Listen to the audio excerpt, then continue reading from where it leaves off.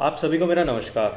दोस्तों, पिछले 2-3 दिन से जब से हमने आरबीआई ग्रेड बी के कुछ एक वीडियोस डाले हैं, तो काफ़ी सारे बच्चों के चैनल पे भी कमेंट आए हैं और उसके बाद जो है टेलीग्राम पे, इंस्टाग्राम पे भी वो लोग बार बार पूछ रहे हैं, क्योंकि कई लोगों के आरबीआई असिस्टेंट के कुछ रीजन्स के रिज़ल्ट आ चुके हैं, तो कुछ बच्चे इसके अंदर मार्जिन पे भी रुके हैं। तो उन बच्चों के मन में ज़्यादा उत्सुकता है कि इस बार सर नोटिफिकेशन इस साल आएगा कि नहीं आएगा। तो ये वीडियो मैंने खास करके उन लोगों के लिए बनाया है जिनको आरबीआई असिस्टेंट के नोटिफिकेशन को लेके कुछ होप है मन में कि इस साल आएगा।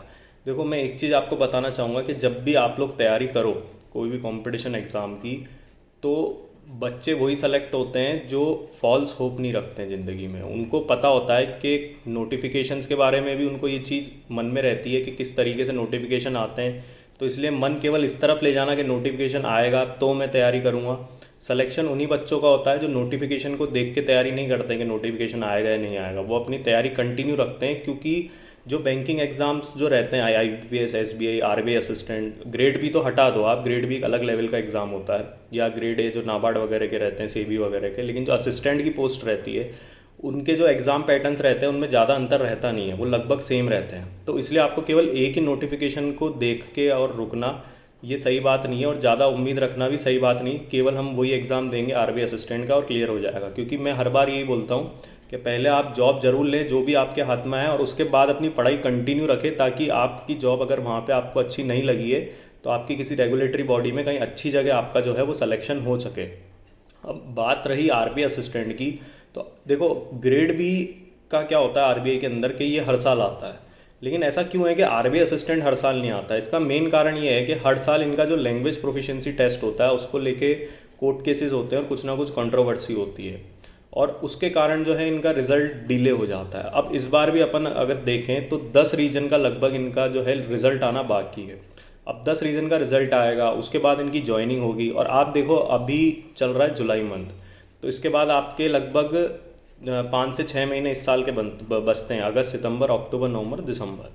तो इस साल इसका रिजल्ट इस साल इसका नोटिफिकेशन की होप रखना ये थोड़ी सी गलत चीज़ होगी। आपको इतनी होप इस नोटिफिकेशन को लेके नहीं रखनी चाहिए, क्योंकि इसका वैसे भी ट्रेंड यही रहा है कि ये एक साल छोड़ के ही इसका नोटिफिकेशन आता है। ये तो इस बार ऐसा हुआ है कि कंटिन्यूटी में इसका नोटिफिकेशन आ गया, बाकी जो पुराना ट्रेंड इसका रहा है वो ऐसा ही रहा है कि ये एक साल छोड़ के इसका नोटिफिकेशन आता है। तो इस बार आप ये मान के चलें कि इसका जो नोटिफिकेशन आएगा वो नेक्स्ट ईयर आएगा, यानी 2025 के अंदर। इस साल इसके आने के चांस जो है वो ना के बराबर हैं।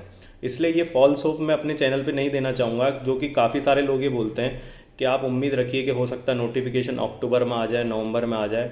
अगर कोई स्पेसिफिक न्यूज़ है तो बात अलग है, लेकिन अगर केवल मन में रखना कि अक्टूबर में नोटिफिकेशन आएगा और फिर हम तैयारी करेंगे, ये गलती बिल्कुल ना करें।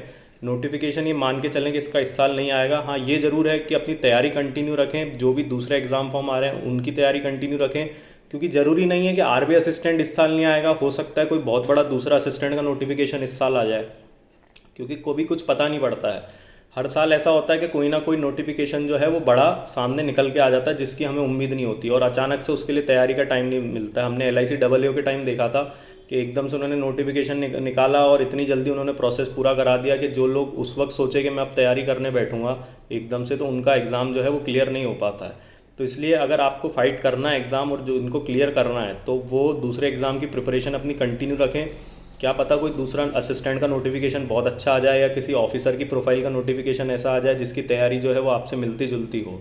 तो इसलिए जिन लोगों का सिलेक्शन हो भी गया है बैंक में, और वो लोग भी काफ़ी पूछ रहे हैं आरबीआई असिस्टेंट के बारे में, तो वो लोग भी एक चीज़ ध्यान रखें कि आरबीआई असिस्टेंट को लेके बैठे ना, अपनी तैयारी कंटिन्यू रखें। जब भी नोटिफिकेशन आएगा तो उसके बाद फिर आपके पास मौका नहीं रहता है।